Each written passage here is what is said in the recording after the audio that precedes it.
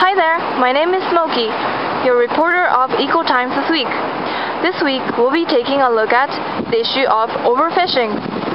So here we are today in Vancouver Island, the culinary center of Vancouver. Let's find out about the impacts of overfishing in the community. Let's go!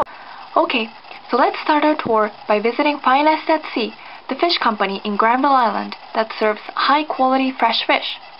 Let's go inside. And here's the manager, Alice.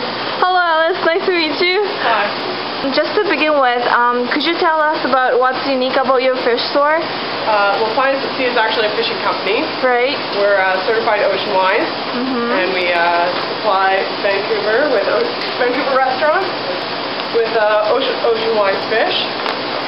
And cool. And does your company have anything to do with Marine Stewardship Council, or have you heard about ecologism? Okay. I haven't heard about the Marine Stewardship Council. Okay, that's cool. What are your thoughts on overfishing? Well, I think that if we continue along the ocean-wise path, which is resilient species of fish in improved areas with sustainable fishing techniques, I think it's not going to be a problem in future years. But if we continue dragging and destroying habitats and fishing for things like sole, where you have, right now for every pound of sole, it's about 40 pounds of bycatch. So if we continue fishing for things like that, we're going to have a major problem on our hands and be in a similar situation on the East Coast.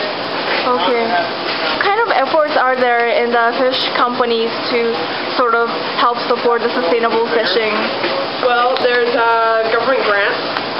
We also compensation when you have government scientists come out on your boats. Oh, right. We've had Sierra scientists go out on several of our vessels, and they've helped us design specialty traps for the sablefish, which has helped sablefish become one of the most resilient species of fish. Because what it is the traps allow for the medium-sized fish to get in. The small fish can get out, and the large ones can't get in. The large ones are always the females. So that affects the cycle. Right, so if you keep the large females in the ocean, it's more conducive to the reproduction of the species. Definitely, I see. Yeah. Okay. Finally, do you have any message for the audience about how we can, as consumers, contribute friendly? Eat local and eat ocean-wise. Right. Thank you very much, Alice. Have a good day. So here we are at another fish market.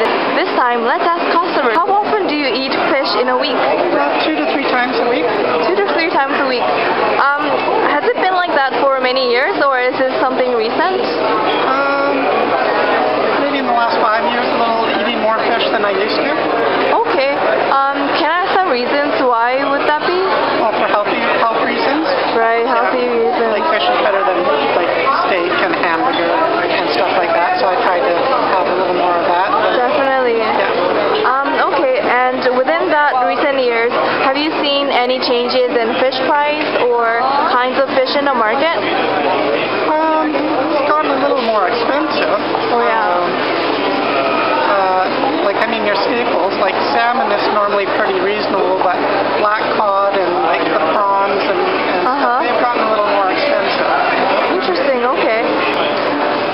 The UN reports that a quarter of the global fish stock is subject to overfishing, and I was wondering what you feel about this issue, and do you do anything that might support sustainable fishing?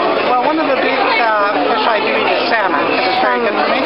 So I generally try to stick to the farm salmon, because I like it as much as the wild salmon. So I think if we're going to grow it and have it there, I might as well eat that and preserve the wild salmon. But I will eat both, once in a while I'll have some coho or something. What were you thinking of buying today, for example? Well, I was looking at the smoked black cod. I really like black cod. Yeah. Oh, okay. Yeah. Have a great time for shopping, and thank you so much for your interview.